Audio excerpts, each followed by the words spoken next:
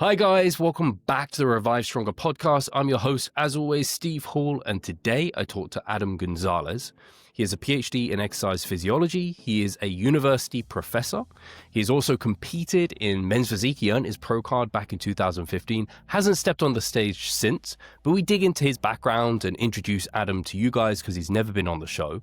He's also a chief science officer for a supplement company. We don't dive too deep into supplements today, but I'm sure I'm going to bring him back on to talk about those. We mostly talk about a paper that he was the lead author on, which was all about advanced training techniques and how those can be tools that you guys might be able to use within your own training. And they did a narrative review looking at these, kind of what evidence do we currently have, what does it suggest, and then give you kind of the take homes in terms of, okay, which ones of these are the ones you want to think about using within your own training and programming? Are there any uniquely beneficial and novel effects of these training techniques? Which ones might not be as practical? Which ones don't have as strong evidence for them? And I think there was just tons of takeaways for anyone who's listening that wants to control their own programming, any coaches that are listening that need some extra tools and spice to give to their own clients. And now you have some evidence-based strategies, certainly to save some time in the gym, to add some intensity and get some uniquely beneficially feeling effects at least. And Adam walks you through the research, and we dive into all of that. So I think you'll really enjoy this discussion because, again, it just adds so many tools, literally as per the title, to your toolkit. And guys, if you do enjoy this, remember to subscribe to the channel so you don't miss out on an episode. Give us a thumbs up, give us a great review. I appreciate that on any podcast platform that you're on. And the more sharing that you do of this episode too only allows me to continue to bring on such great guests and expand all of our knowledge so we can be better trainees and coaches in the future. So definitely take a screenshot, tag myself and Adam. I'll be sure to link his Instagram in the description. But without further ado, let's get into today's show. Adam, before we dig into today's main topic, I thought it was a good opportunity because it's your first time on the show to dig into your background a little bit, because I think that's always interesting. So I'd love to know I know it's like a life story, right? What got you to where you are today? Because you competed in men's physique, from my knowledge, in 2015.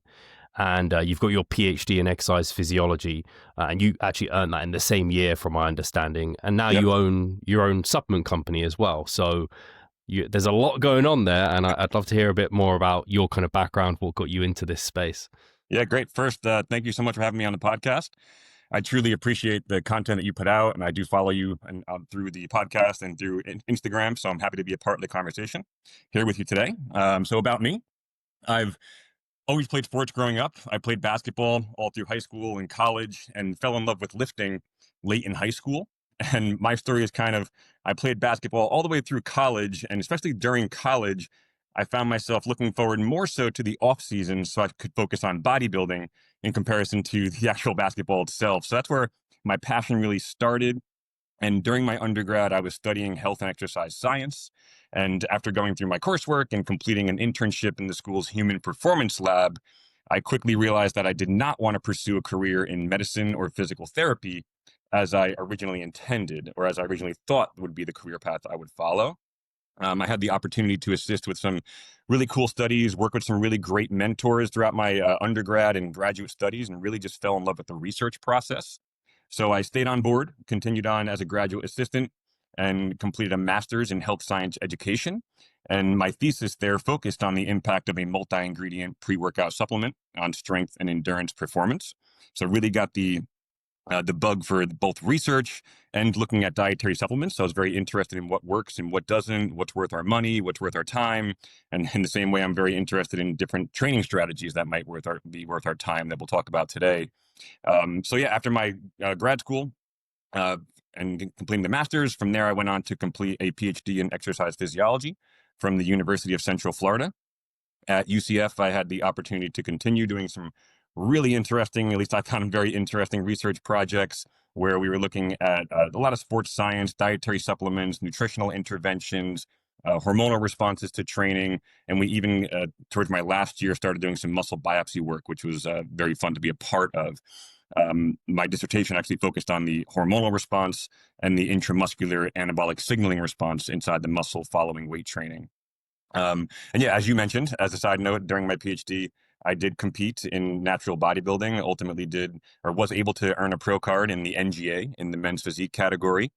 And I haven't really competed in many years now. I don't know if I really ever will go back to competing, but I absolutely love the bodybuilding space and training for hypertrophy. So it's definitely still my passion. And I am currently a professor in the Department of Allied Health and Kinesiology at Hofstra University, and that's in Long Island, New York. And I teach classes in the undergrad exercise physiology program and the graduate sports science program. Over the past 10 years that I've been at Hofstra, we've done a lot of projects focusing on dietary supplements and sports science. And really over the last few years in particular, my research and writing have focused on bodybuilding nutrition and supplementation, along with a focus on nitric oxide precursor supplements. Maybe we can have another day where I come back to talk about that, things like nitrate and L-citrulline.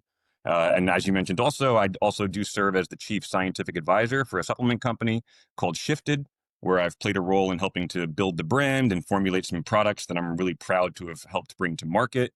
And if that's not enough, I might plan on starting doing some one-on-one coaching in the near future as well.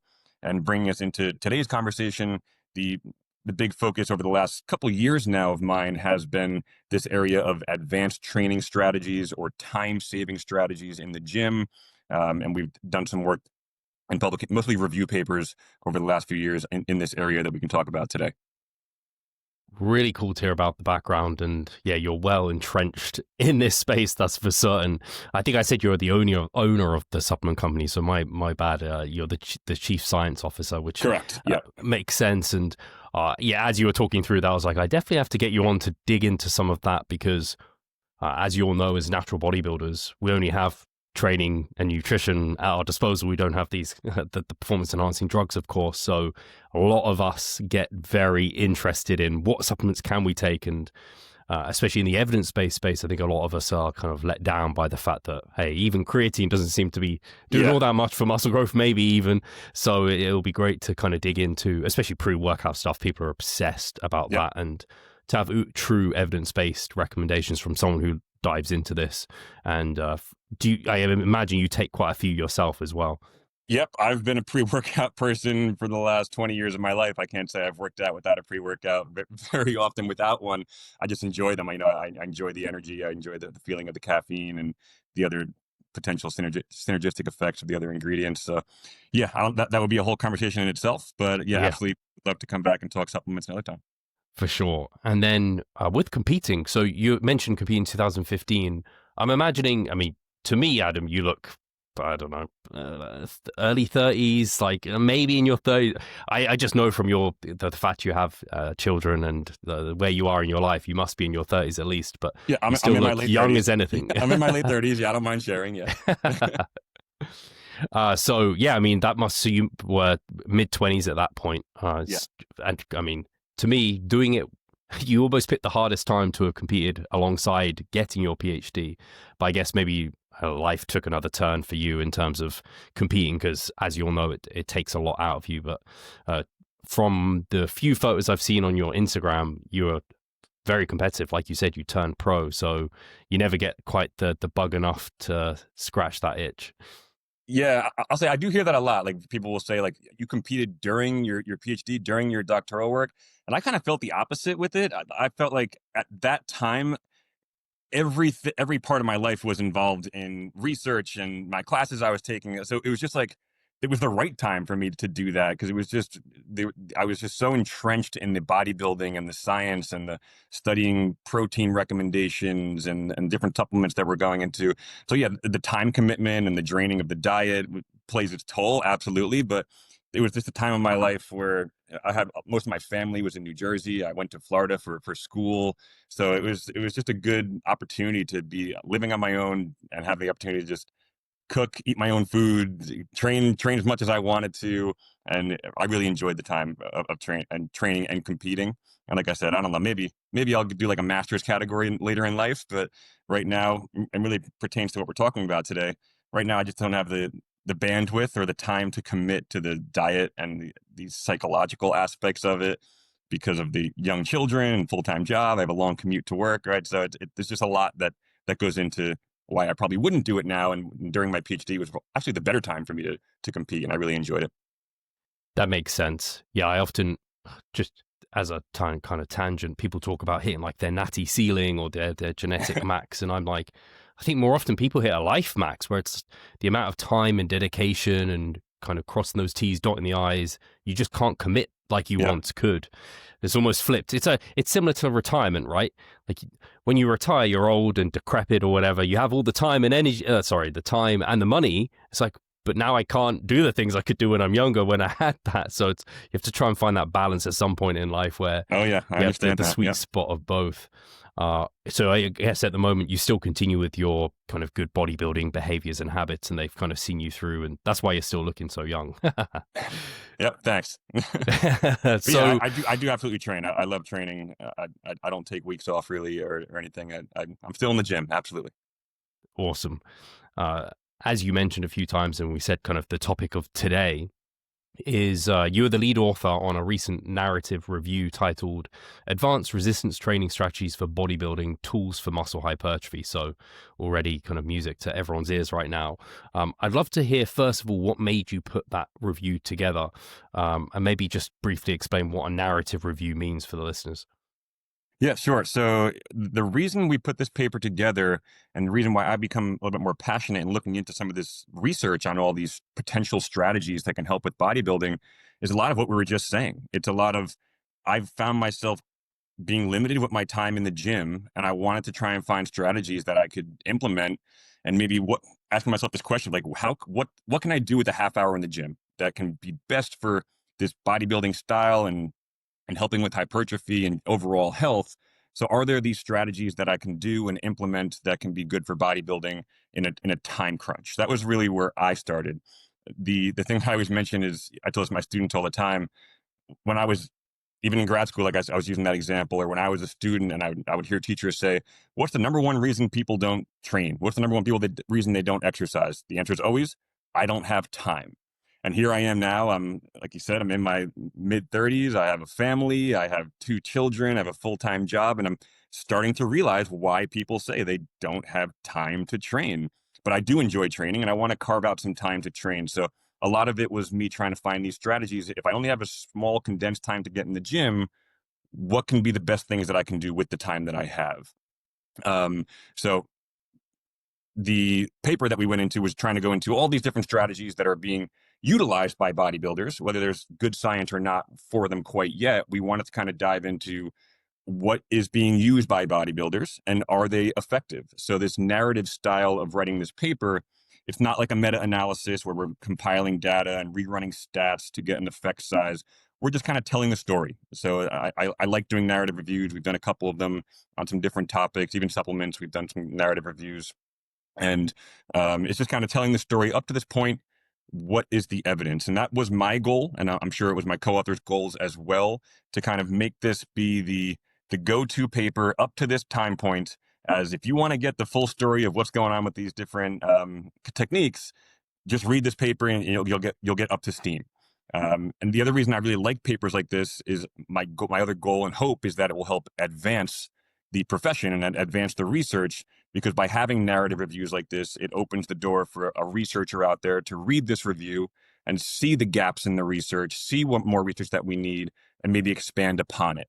One of our co-authors, Eduardo, even one of his comments that I've heard him say before is that narrative reviews have a timeline, or they have an expiration date, right? Because even after our paper has been published, I know of 1 or 2 studies that have already been added in, and I'm like, I wish we could have thrown it in and add another paragraph so it's all in that paper, but you can't, right? So you can't always keep up with it. So our paper is kind of a up-to-date narrative review on these techniques, and we'll list it out in just a minute, and then in hopes of building or growing the field in the study of these techniques over time.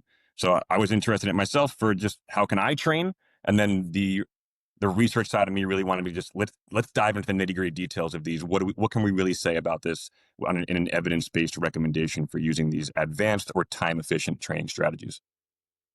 Yeah, it's interesting. You mentioned because you've used time saving quite a few times, and obviously the title was advanced, and people hear advanced and they think kind of don't know, inherently they think it's superior or better or anything along those lines. Do you like the term, like, for these techniques? Do you like the term advanced? Do you think that's the appropriate term for them, or would you use something else?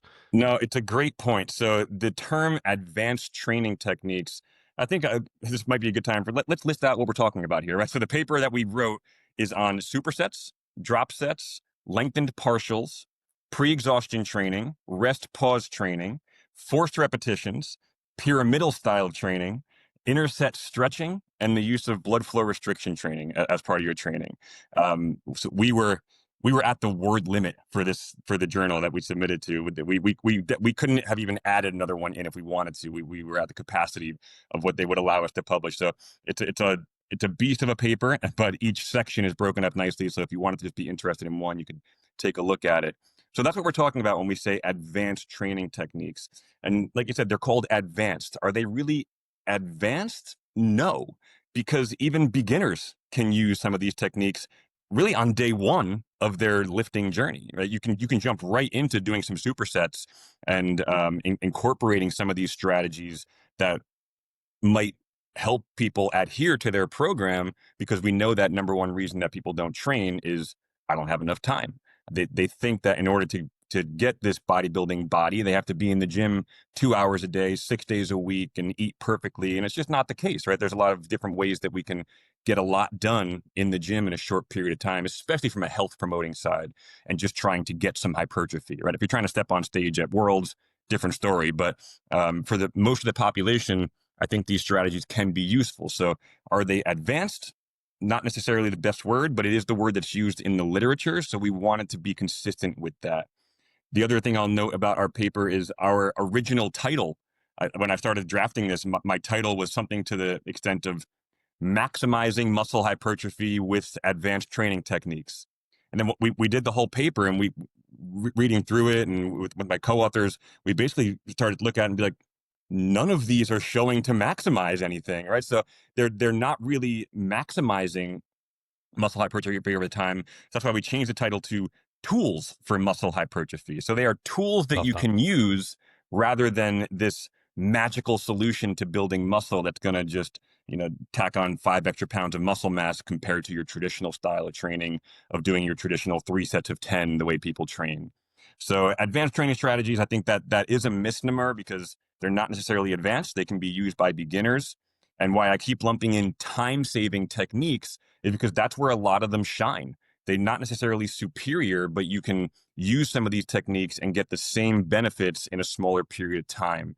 So these techniques that we're going to talk about here, they can boost training density, so you can get a lot more done in a shorter period of time, or they can boost training intensity with the hope of over time that's going to help with adaptation and really just improve time efficiency overall. So some of them are, I would say, a little better than others, and we have more research to support that statement. But a lot of the answer to these ones is, yeah, it's not necessarily superior. They just help you get more done in less time. I love that. I think it's unfortunate. Often, I think, again, I come back to naturals where muscle growth is so slow. Again, we're looking towards supplements. What can we do to boost that? And then we're like, oh, what are the advanced guys doing? Or like, oh, look at these advanced techniques. Maybe they can be like that kind of silver bullet that will get us that little bit more growth, a little bit more quickly. And like you said, they can just be basically an adjunct to your traditional training, or can be useful in certain scenarios where you don't have the time. And if anything, with the research coming out on volume, the fact that they could get you a bit more volume in a time efficient manner is definitely a big win. Absolutely. And that's what I love. Sorry to interrupt. That's what I love about our field. Our whole field, especially in like bodybuilding research, it usually starts in bodybuilders, and then the researchers play catch up, trying to figure out, does this actually work? And like you said, with enhanced athletes and using steroids, yeah, they're using these techniques.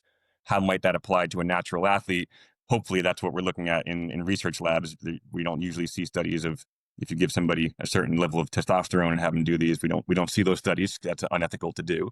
They'd be cool. I wish we could do those, but we're not going to see those studies coming out anytime soon.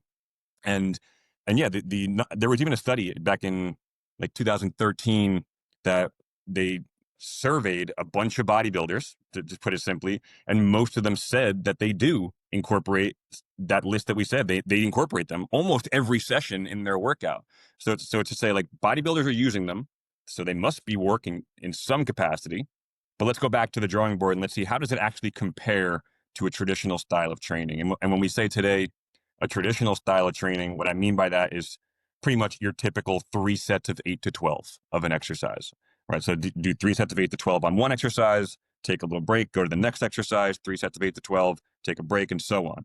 So these advanced training strategies are like, how can we manipulate this a little bit more to get more done in a shorter period of time? Yeah, very well said. Obviously, you mentioned that you could only include so many, and you're at your max word limit. Yeah. Were there any that you particularly would have liked to include? Any kind of honorable mentions? No, I will say we did want it to be an all-encompassing review. So we did kind of, when I put together the outline for this, so I kind of started with the outline to kind of give you the history of the paper. I was asked to put this together. This paper is or it's within the special edition for the Strength Conditioning Journal for NSCA, and the special edition is for bodybuilding. So it's a special bodybuilding edition. Your readers will love this edition. I know some of the other articles. There's going to be things on protein, things on myths within the bodybuilding community. So really going to be some cool papers. So I was asked to put this one together, and I started with an outline, and then I kind of went out and brought together the Avengers for this. So we got a great team of co-authors, even ones that you've already had on your podcast. And we kind of split up the different sections based on our own expertises. And yeah, nobody else really had one that we were dying to include in this. We kind of felt like we had a good encompassing list of the ones that are being used by bodybuilders. There are some other different like variations of cluster sets that you'll see in the research, but those are typically more done by strength athletes. That will be something like doing like a set of 5 for strength, then taking a break, then doing a set of 5, but not training to failure. So it's more of like an athlete strength kind of training. And then the other one that I'll say maybe would be like your negatives or your eccentrics would be one that we didn't include. And for the reason, I think originally I might have had it on my list. And when we started to look at the literature, it's just like, there's nothing here on negatives or eccentric training for hypertrophy or long-term adaptation. So we really would have been limited with how much we would have been able to say. But yeah, other than that, we did want it to be an all-encompassing list, and I like the list we put together. Yeah, I can only really think of, like you said, like forced reps or like cheat reps and like yeah, forced reps we have. Forced reps are in it. We can overload, like overloading eccentric. Sorry, yeah, forced reps you actually have. So I guess maybe a good place to start would be the ones that you covered yourself personally, because I imagine that's where you have the most to say about them. I'd love to hear about the ones that, you covered. Yeah, I mean, I can just really hit on a few of them, even if they're not the ones that I necessarily did the primary writing. If we talk about like the ones that I quite like and the ones that I think are very useful that I would recommend pretty much to bodybuilders, especially individuals. And again, not just bodybuilders today. It's about anybody who wants to train and maximize the effects in the gym, and have the hope of maximizing it and get more done in a shorter period of time. So this includes people that have busy jobs. This includes just people that have children or they have other obligations at home that they don't have time to dedicate to the gym. I have a long commute to work. It kills a lot of my time throughout the day. So it's hard for me to wake up in the morning and hit the gym first. So any example of a person that has a tough time saying to themselves, you know what, I can't get in the gym 3 days a week, 4 days a week for an hour at a time, these could be useful for. So even though today we're talking about from the bodybuilding angle, I like to kind of mention that from the start. But the ones that I'm excited about from the research would be the ones that unfortunately are probably the ones that are more mainstream, people know about already. It's the supersets, it's the drop sets, and one of the ones that are growing more in popularity is this rest pause sets. And we can talk about the differentiation between those three. So those three I think are the best for the time saving purposes, that you can get the same adaptations in a smaller period of time. So we're seeing like with 30% less time commitment, even 50% less time commitment if you do your workout as part of a superset, or if you're incorporating drop sets and some of these rest pause. From a novelty point of view, the ones that I would say I like and I would incorporate and use, and we can talk about the research, are the pyramidal style of training. And when we say pyramidal style of training, that means like doing a set of 8, then lowering the weight, then doing a set of 10, lowering the weight, then doing a set of 12, or you can go the other way around or do a full pyramid. And another one that is interesting, I think, just from a novelty or just from give it a try, see if it works for you, because we don't have enough research to really say it works, would be some of this like stretching of the muscle and lengthened partials of the muscle. So the interset stretching is interesting, where if you stretch in between your sets, might have some utility. Very mixed. I'm not quite sold on it yet. We could talk about that research too. And then the lengthened partials beyond failure. So I know you've talked to Dorian already on another podcast about the comparisons of lengthened partials versus full range of motion training. And there's really still not enough evidence to say that we should be doing all of our training just in the lengthened position to maximize the effects. But this lengthened partials beyond failure, meaning finishing that full set to failure or near failure, and then throwing in an extra 5 or 6 lengthened reps at the end of that set. So there was one interesting study that was published somewhat recently that I'm hoping we see more research on that in the near future. Hopefully that makes people interested in that area. Yeah, for sure. Of the ones you've mentioned there, so I've been doing supersets much more in my training recently. Same here. From a time-saving perspective, but not for the same reason of yours, probably, where you're limited to probably, I don't know how long, like an hour, what have you. More so, my sessions will end up being 2 hours, 3 hours to get in the volume I want to get done that I can recover from, but almost psychologically start tapping out after about like 2 hours. So yeah, the end. Is it important on the supersets you mentioned, actually? From my understanding, it's fairly important that they're antagonistic versus people hear supersets and they might approach it in a different manner. Is there any things that you think people should pay attention to when utilizing a superset? Yeah, so when you say supersets, there's so many different ways you can incorporate supersets, which is a good thing because it adds a lot of variety and options for a personal trainer or for a program design. So you can go upper body and lower body supersets. You can go agonist, antagonist. You can go compound set into isolation. You can do more of like a circuit style. Then we're starting to talk like trisets and giant sets. But the most notable study that it was a 2025 study that I would share when I'm talking about supersets is by Burke, the Burke 2025 study. And they had a group that did traditional training.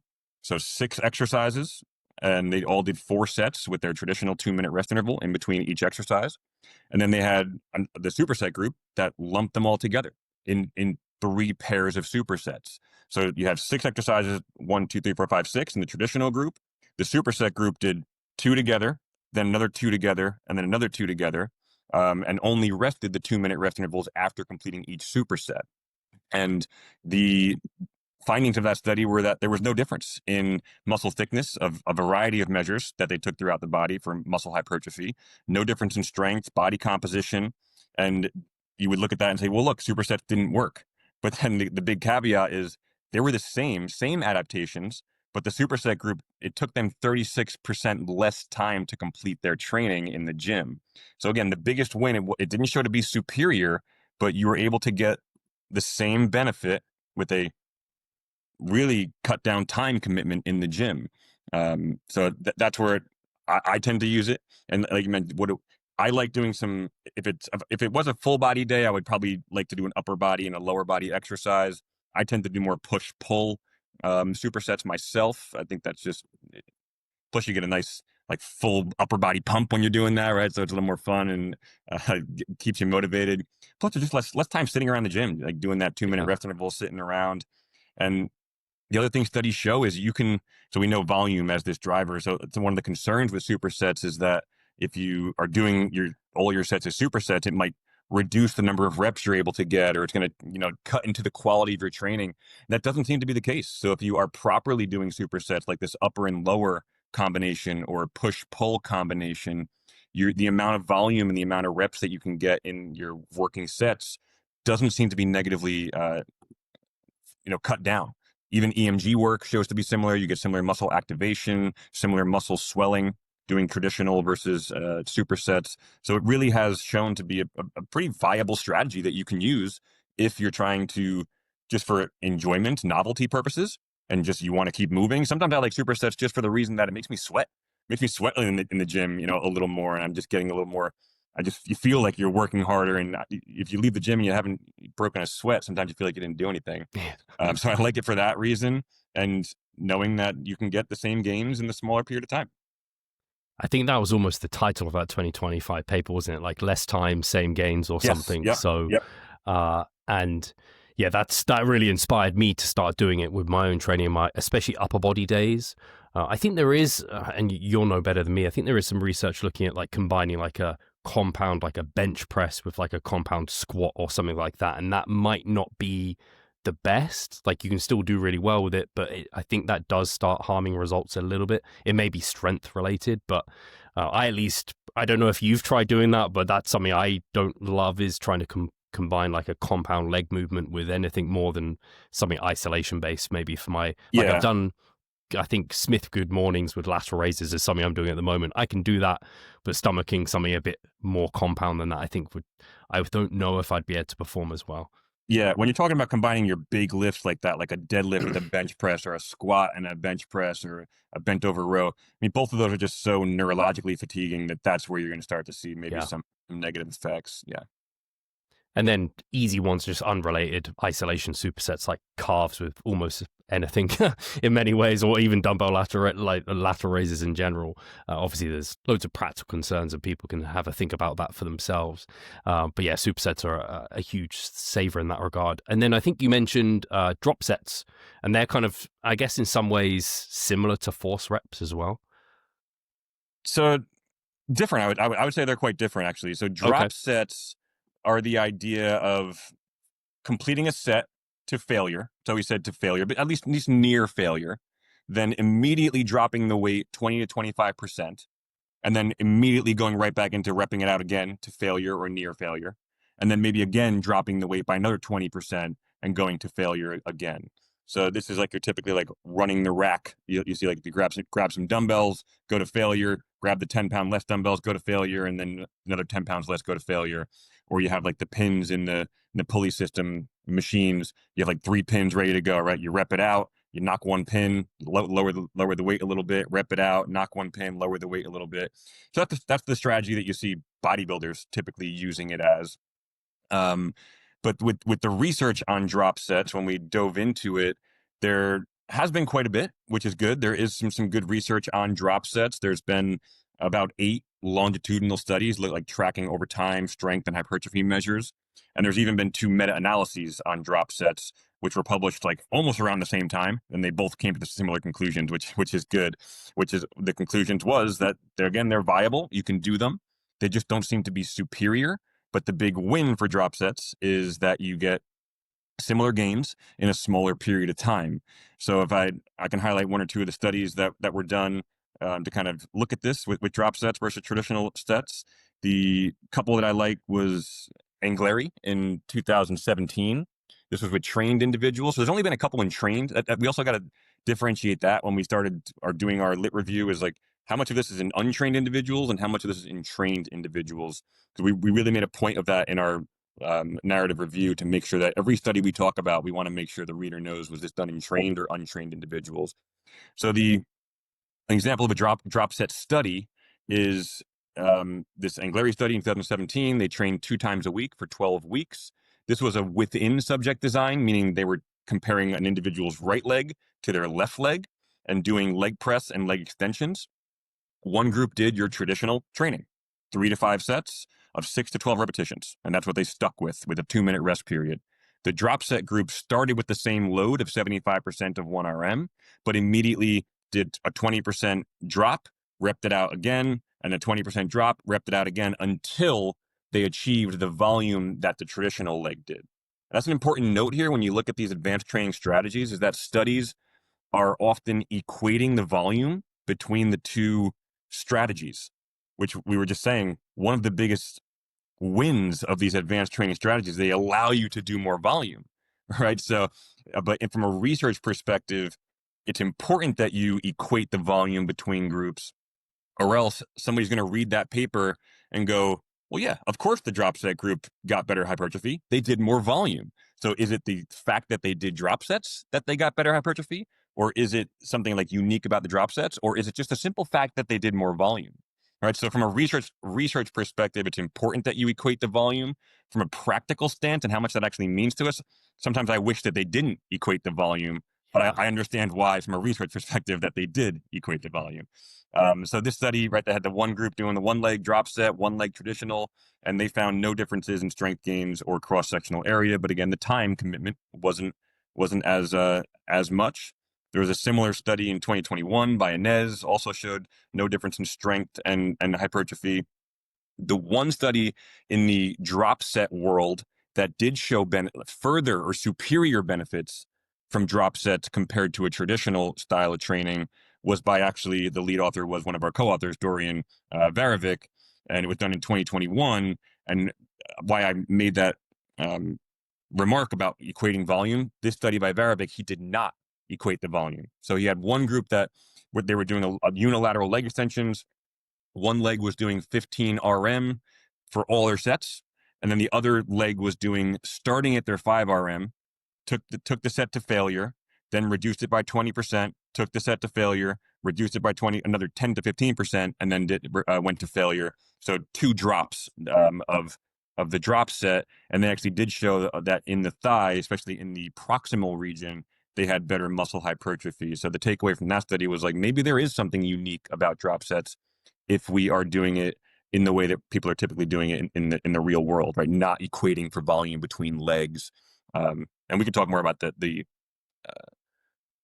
some of the limitations of research with why I recommend a third group, really. So I think from a research perspective, and hopefully researchers do this in the future, but again, as a researcher, I understand it's way easier said than done, because now you need a third group. But if to think about from a research perspective, it would be great if from these advanced training strategies, we had one group that trained the traditional style, 3 sets of 10, for example, one group that did the volume equated drop set, and then a third group that does a real world kind of style of just let them do their sets of 3 sets of 10 and then an extra drop set at the end. Because we don't see any studies. That's how drop sets are typically used, right? You might do your typical 3 sets of 10, and on your last set, you're going to do a drop or 2. All right, so you're able to get more volume on that last set and condense it. I don't think anybody's going into the gym and taking every single exercise and doing, let's forget 3 sets of 10. Let's just do 3 sets of drop sets to failure, right? Like nobody's doing that. So from a research perspective, it makes sense. You want to kind of control for the factors, but there's not a lot of great research especially not a lot of research in bodybuilders. There's no research in bodybuilders. It's all usually college age population, a lot of untrained, recreationally trained individual. We're going to take one leg and only train with drop sets, and one leg and only train traditional, and we're going to compare them. So yes, it's great. It's good to have those studies, but our ability to kind of take those and say, should we or should we not incorporate this into a bodybuilder's workout, really is a little bit limited. That makes a lot of sense. And yeah, the reason I kind of think forced reps were similar is because rather than reducing the load, you're kind of having the assistance from the person that's kind of reducing the load for you in a sense. So I kind of see them as similar like that, but not everyone's got a partner in the gym. So drop sets make a lot of sense practically for a lot of people, like you mentioned there. Yeah, forced reps for me go in the category of, I'm not using those, or I'm not really advocating for those at this point, for the reasons that you said. And there's 2 reasons why I would say I'm not too fond of forced reps based on the evidence quite yet. Maybe that'll change over the years. But like you said, the practicality of a forced rep is not great, because you need that partner to have used to spotting you at all times, right? So if you're going to do forced repetitions, that means I'm going to do my set to failure, and then I'm going to have a spotter assist me through maybe 3, 4, maybe 5 extra repetitions where they give me a little bit of assistance. So right away, you need a spotter. So the practicality of it goes away a little bit. I train by myself. I'm not going to be the person that's bothering the guy or girl at the front desk for every single day. Then you can give me 5 forced reps, right?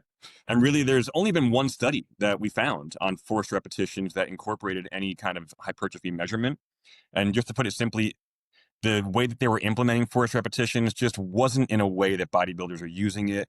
And there were some limitations to the study, but we just don't have great data on using forced reps versus not using forced reps. And I think other strategies like drop sets have a little bit more practical utility. Yeah. Or the rest pause. We can go to rest pause now if you'd like to. Has another a little more practical utility as well, because it doesn't require the spotter to kind of force you through those extra repetitions. Yeah. Yeah, the rest pause. So I sometimes go between rest pause and drop sets depending on which one's just more practical. Like sometimes it's just a bit of a pain in the ass to have to drop the load. So you're just like, oh, just rest her a bit and yeah, I can get some more reps out. I had Antonella on the podcast talking about her dissertation and she went over Maya reps. She had the same feeling as you where she was like, I wish in future maybe we had another group that we didn't equate volume because it would be quite nice to see. And again, on that note, do you think if there was another group that did the drop sets at the end, say, if they did get better gains, do you think that is a unique benefit to the drop set, or do you think that is just because they got like some dusting on the cake in terms of a bit more volume done? Yeah, the argument always going to be from an outside person reading the paper is going to be, well, yeah, they did better because they did more volume. Look at all this research we have. More volume equals muscle growth, right? So, but I think in the real world, that's important. If adding an extra drop set at the end of my third or fourth set of an exercise adds maybe 30 seconds to my training time, right? So if it, 30, 40 seconds, because there's no break. It's just, we're going to reduce it and get a couple more reps. And by that time, you're not doing another 20 repetitions. You're going to get maybe an extra 6 repetitions by you're going to drop it, do a set of 6, drop it, do another set of 6, because you're already fatigued at that point. But it needs to be done sparingly as well. That's the other thing. We don't really have good research on incorporating these in a pragmatic way in someone's workout. It's usually an all or nothing approach, right? So it's an all or nothing. You're going to train with just drop sets and you're going to train with just traditional sets, but people don't do that. And for good reason, people don't do that, because you got to manage fatigue. I can't go in the gym and do a drop set for every single thing I want to do and say, hey, I'm done with my workout in 10 minutes. Look, I'll be sore as hell the next day, right? Because I did so much in so little bit of time. And it's just very fatiguing when you're saying to train to failure in pretty much one extended set, but it's pretty much 3 sets in a row that you're training to failure within like a 2-minute period. So they can be very taxing, you're going to need some recovery from that workout. So even if we are saying drop sets might be useful, let alone better in some cases, I still wouldn't say go in there and do it every single workout, because now that means if I'm going to do my drop sets on Monday for my leg workout, if I did a whole bunch of drop sets, now I can't get back in the gym and feel refreshed maybe until Thursday or Friday, right? So it's a whole balance of this. How can we get more volume into our workout in a nice, useful way using these strategies, versus what can we also recover from, so that I'm also going to be able to come in and get the rest of my volume later in the week, right? So because if I'm so fatigued from that one workout, it's not really the best training strategy. Yeah, for sure. I completely agree. And I often find for myself, again, I'm not limited by time. So when I use maybe a rest pause or drop set, I often find myself using it for muscles that just have such a high volume tolerance and they can take an absolute beating. And I'm like, what's a way that I can just get a lot in like a reasonable amount of time? Whereas those bigger muscle groups, like doing a leg press, rest pause, or drop sets on there, like you described, it does ruin you completely. Like psychologically, you're just... Yeah, I'll have like the way that I use some of these like drop sets and rest pause. I don't really like have like a set plan on paper that like, hey, on Tuesday I'm going to do drop sets on these, and I'm going to incorporate this here on this exercise. Really, with my style of training and me getting into the gym, it's like if I have those days where I'm running late or I hit traffic and it's like, wow, I only have like 20 minutes to train right now, and I got to go pick up my kids from school, or get somewhere, something that I have to do, then those are the days where I'm just like, all right, today's going to be a day where I'm going to just I'm going to truncate the time, but I'm going to get a lot done, throw some rest pause and drop sets. And the thing that I like about it is, based on this narrative review, that occasional use of these techniques, I don't need to leave the gym feeling like, oh, that was such a crappy workout. I didn't get enough in. You can pretty much leave the gym feeling like, yeah, all right, today was a shorter workout, but I was able to make it work. It was better than me pulling into the parking lot and saying, you know what, I don't have time, let me leave. All right, I got a 20-minute workout, incorporated some of these techniques. And like I said, I'm not going to do it every single training session, but it's a tool that I can use when I need it. And that was a perfect time to utilize that tool when you're on a time crunch, or if somebody wakes up late, maybe their alarm goes off late and like, do I have time to get to the gym? I only have a half hour now instead of my usual hour. Hey, still go and throw in some of these techniques. All right, that's where I think these have the best utility, as these tools, rather than this strategy that's going to magically or inherently be better than your other training strategies. Very well said. Yeah, I often find myself using them if I'm training on holiday. I typically like to, but I don't have the 2 hours I normally have. So I'm like, how can I still get tons done or a lot done? I'm like, hey, yeah, let's use some of these like rest pause, drop sets. And the ones that I like, the rest pause in particular, the other day I even did this where I was just short on time. I knew I didn't have time to do like my 3 sets of 8, for example. So I just, for the exercises that I wanted to do for that day, I just said to myself, all right, today's going to be a rest pause. So rest pause, if you want to kind of caveat into that, rest pause is the idea of choosing the weight that you wanted to basically use, which is usually like your 70% or the weight that you would do your 8 to 12 repetitions, repping it out. And then rather than supersetting or going on to another exercise or just immediately drop setting, we're just going to kind of let go of the weight. I usually just do it like 3 deep breaths, right? So it's like 10 to 20 seconds of just a little bit of recovery time. And then we're going to go right back into it and rep it out. Rep it out again until you feel like you can't get another rep. Take another 3 or 4 deep breaths, 10 to 20 seconds, and get back to it. So on those days where I'm limited on time, and it just makes it like a fun game for me sometimes, it's all right, today I'm not going to do 3 sets of 8. Rather, I'm just going to try and get 24 reps on every single exercise that I want to do. All right, so I'm going to just, maybe on that first set, I go further than 8. I get 8 or I get like 12 repetitions, take a deep breath. Okay, get right back to it. Knock out another 6, take a deep breath or 2, and just try and get up to 24. Is that the best way to train at all times? Probably not, right? But that's what this rest pause technique is. So I see that has some utility there, and you have these time crunch days. But then also maybe incorporating it purposefully into somebody's workout might have some benefits as well, like here and there and sporadically in the same way that you would with drop sets. But that's pretty much what rest pause is. There really isn't a lot of research on it. And you talk to Antonella, even the word myo-rep sets really isn't something that you find in the literature. So even rest pause is somewhat of a new thing, a new terminology. But the one study that I like that what was done, it was basically doing that. They had one group, it was a full body workout, and one group, it was 4 times a week. They were training for 6 weeks, full body workout. One group was doing 3 sets of 6 for all their exercises, and the other group was just pretty much told to do 18 reps. All right, so basically just rep it out. When you need to, take a 20-second rest until you get to 18 reps. So as you can imagine, the group doing the rest pause, it's taxing, it's fatiguing, but they did it in less time because they weren't taking the traditional 2-minute rest interval in between every single set of 6 repetitions. And they actually found that the rest pause group did better in some areas. They had better muscle hypertrophy after the 6 weeks. I will say that study did have some limitations. There were some issues with how they presented their ultrasound measurements. There was no measurement site data. There was no measurement error data. So there are some definite limitations to that study. But interesting that there was one area of the body that they found greater muscle thickness in comparison to traditional training. If you read the abstract of that paper, you would say, look, it works. But they also measured the arms and they measured the chest. There was no difference in other parts of the body. So it was just in the thigh that they saw some benefit to the rest pause training. But that's the study that I always think of when I have this idea. And it's a game. It's a game in your head. Just try and get to 20 reps. Just try and get to 24 reps rather than doing 2 sets of 10, right? So it's another strategy you can incorporate here and there. I'm sure you've heard of him, Adam. Dante Trudell with like dog crap training. He had his Widowmaker sets. I forget what the exact protocol was, but it was something similar to that. Just like you're using this weight, you're staying here until you get this many reps, and like every set you're basically taking to the house to kind of zero RER as it were, I guess. Yeah.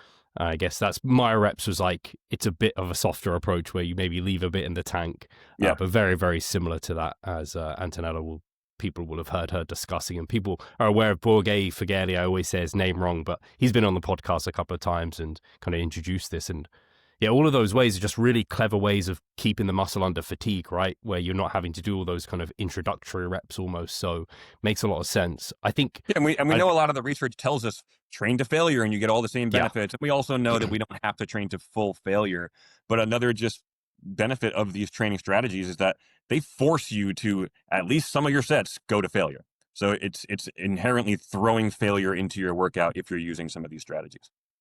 Yeah, and I could see there being benefits of that just from like novelty a little bit of spice, bit of difference, but also teaching people, like you said, to like actually feel what it feels like to go like, these are disgusting sets to do them. And I think that builds a bit of, mental resilience and willpower to push harder elsewhere. I'd love to dig into some of those that you mentioned that might be like novel or uniquely beneficial? Obviously, you mentioned length and partials, which I talked to Dorian about, and we've talked at crazy length on this podcast before, so definitely don't need to dig into that. But the pyramid training sounded really interesting. It's not something I've really ever used that much in my own training. I don't know if you use that in your own personally, or if what you think the benefits might be there. Yeah, I like pyramid training just as a strategy from the novelty perspective of it. The idea of pyramid training is to go into your training, you can get the best of both worlds, right? We can train for strength and hypertrophy at the same time. That's kind of like a little bit of the reason why it's gained some popularity, because we're gonna be doing, so say it's our bench press and we're doing pyramid training, we're doing some heavy load, low rep sets, and we're doing some light load, high rep sets across our number of sets that we're doing for the day. Unfortunately, when we dove into this literature, not a lot to really make some evidence-based recommendations. Current evidence would basically tell us that doing a pyramid style of training, like we said, lowering the weight or upping the weight as your sets progress, it elicits just similar muscle activation, similar hormone responses, similar muscle damage markers to traditional training. But the thing that makes it difficult in the literature is that all the studies that have been done have looked at a very narrow range of what we would call a pyramid set. So even though they're comparing a traditional group that's doing 3 sets at 75% of their 1RM, just straight, right? That's what traditional. The pyramid set might be doing something like 1 set at 65% of their 1RM, 1 set at 75% at their 1RM, and then 1 set at 85% of their 1RM. Really, I look at that study and I'm like, yeah, I would expect similar responses there, right? Like, we're not looking at this huge gap across the spectrum of the rep ranges here. So there's only a few really studies on this pyramid style of training compared to traditional training. 2 of them were done in untrained older women. So how that really relates to bodybuilders is still a little questionable.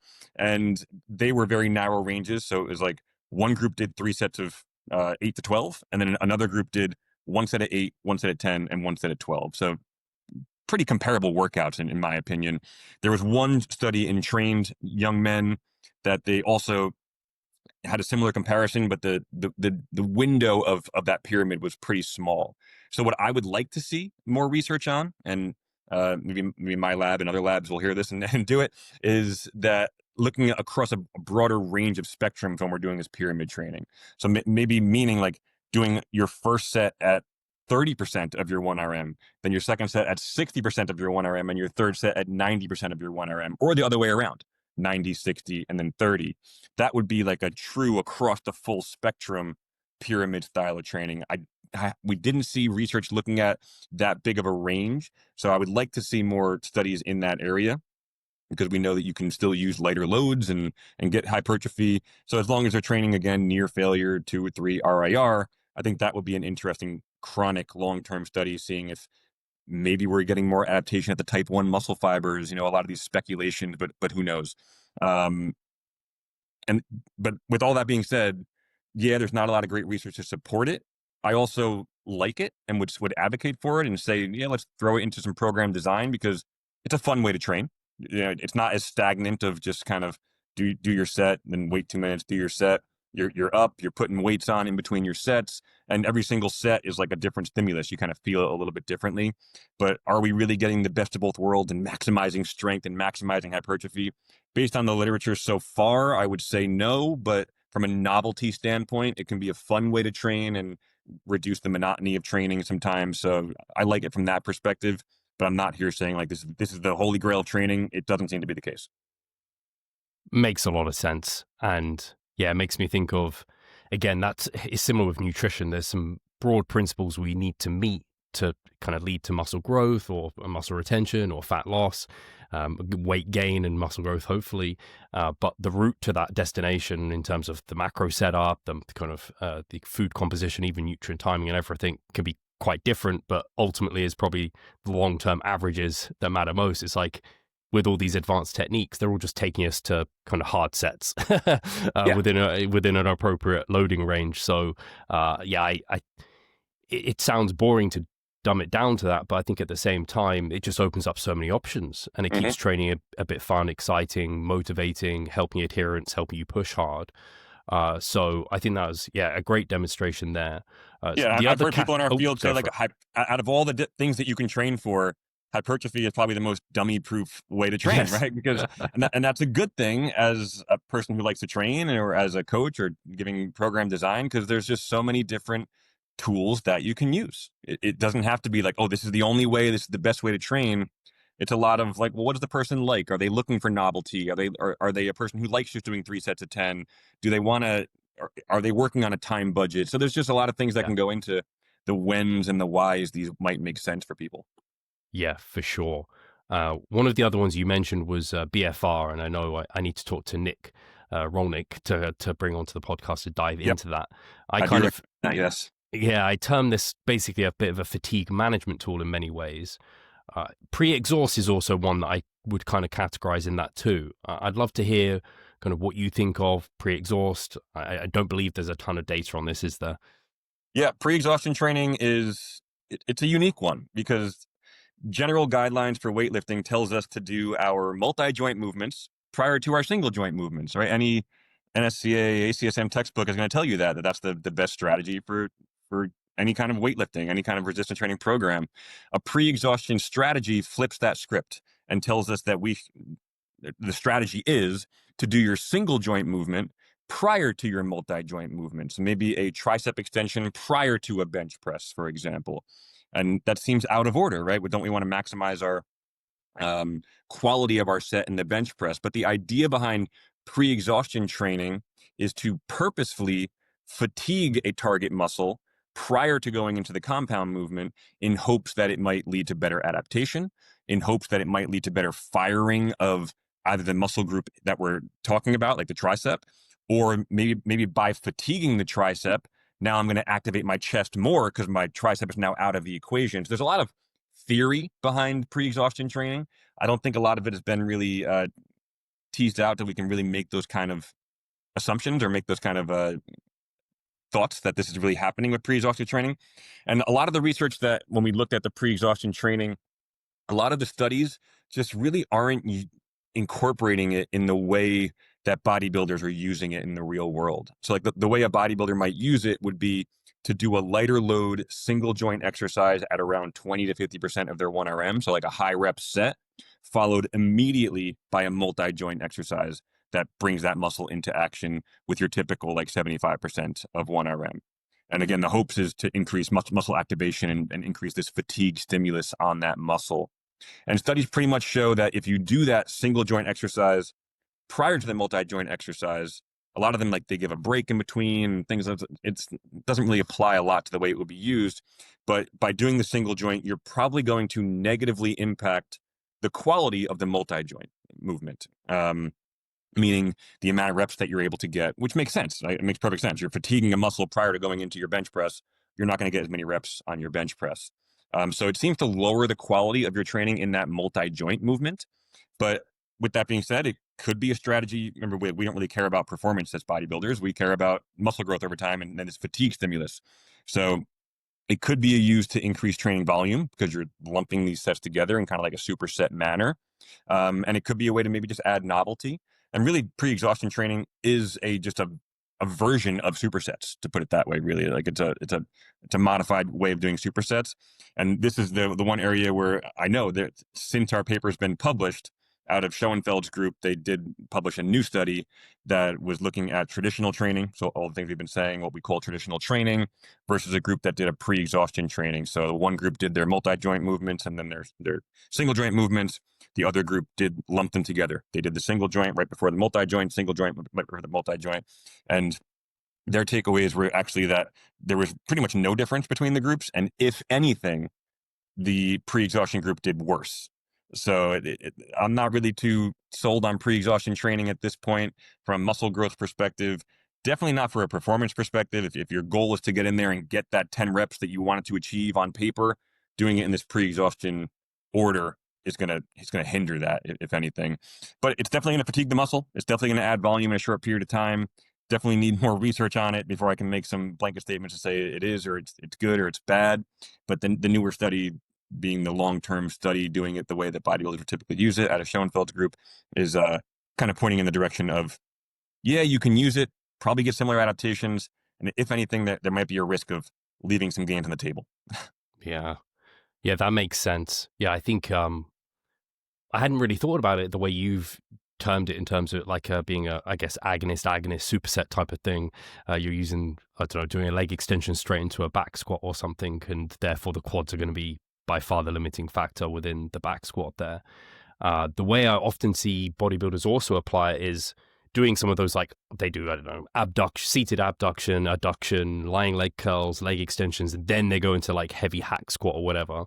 And they kind of do that, I guess, in a way to mean the load they have to use on that hack squat is less, so it's less fatigue, and they're trying to kind of maximize that stimulus to fatigue trade-off, which we've kind of spoken about here. And that's a little bit of a different approach to immediately doing that kind of same muscle group superset one after the other and, well, not been investigated. Yeah, absolutely. You're going to have to lower that weight on the multi-joint movement. If you're preceding it with a single joint movement, you're going to have to lower what your typical weight would be on that hack squat or on the bench press, on the big movement that you want to do. So that's where I don't really think, I'm not too fond of it based on the research quite yet, because if anything, it's going to lower the quality of your training. So I don't really see its usefulness quite yet, but maybe I'll be proved wrong as more research comes out. Yeah, I think maybe in the enhanced side, those guys are just so strong and their joint and connective tissue sometimes can't keep up. So they are forced to do such things. Or, I don't know, as you get older and you're more beat up in your joint and connective tissue, you kind of decide to do that approach. Whereas when you're natty and young and joint and connective tissue health isn't a problem at all, you can just use those heavier loads. Like, also feed the ego and the quality of your set. Yeah. But amazing. Another example there for being a tool.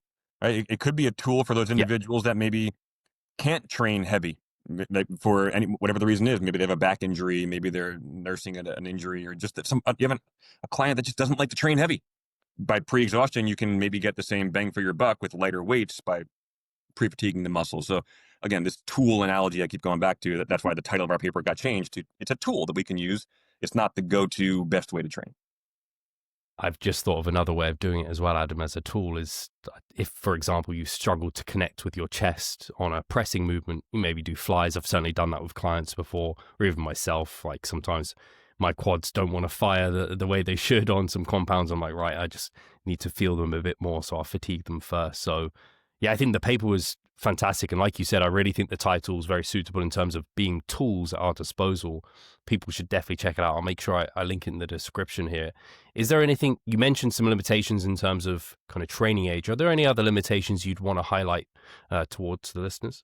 Yeah, as far as limitations just in the body of literature out there already, I would say a couple things that I already said. One is that studies typically volume equate. So that's a limitation for real world practicality, but a necessity for research. So that is an important thing to note. I'll say more is not always better. Don't take these like, oh, look at this one study that shows drop sets are better. It doesn't mean that every single workout now I should incorporate drop sets. That shouldn't be the way that we interpret research and the way that we apply it to a training program. As we've already said, you got to manage fatigue and how that's going to kind of play a role in the big picture. And the other, I'll stress a few things that we've already said, but we're calling these advanced training strategies. They're really not. They can be great for beginners, newbies to lifting, to help with offering novelty, improving that time efficiency, and just improving training density in general. Research is definitely still limited, despite us having this monster paper. Like I said, it was a lot of words, but research is still limited. Most of the research is short duration. A lot of it is acute research, looking at things like muscle activation, and we can't really translate that to hypertrophy over time. We need more research in high-level athletes and in actual bodybuilders. Hard to do that. It's hard to tell a bodybuilder how to train or like, hey, stop training and stop doing all your leg workouts and come be a subject in my study and only do drop sets and one leg's going to do traditional. No bodybuilder is going to sign up for that study. So a lot of the things that we take away from studies are from the college age population of kind of recreationally trained individuals. And I just hope that the paper inspires other researchers to do some more. I know in our lab, we're going to be doing some more stuff in the future in this area, along with the supplement side of things that I'm interested in. So I hope that it sparks more interest in the field and people to realize what's out there and how to apply research to their training programs. Yeah, I definitely think so. And as a coach as well, some of these time saving techniques are invaluable tools to have in my toolkit to program for clients who don't have the amount of time I have at disposal. And even just for excitement, novelty, for change, which can still be productive ways to train for hypertrophy, which is ultimately the goal. So, yeah, I think a really useful paper, and I'm excited to see more come out from this area as well. Adam, if people want to keep up to date with everything you're doing, where should they head? Yeah, for me, I'm trying to get more active on Instagram. So my Instagram handle is just my name, adam.m.gonzalez. You can follow me there, and that's probably the best place to see. Otherwise, you can always reach out there, and I'll share my email if anybody wants to collaborate on research or talk shop. I'm always happy to do so. Fantastic. I'll make sure that's linked in the description so people can check that out. And guys, thank you so much for listening. We'll catch you next time. Thank you.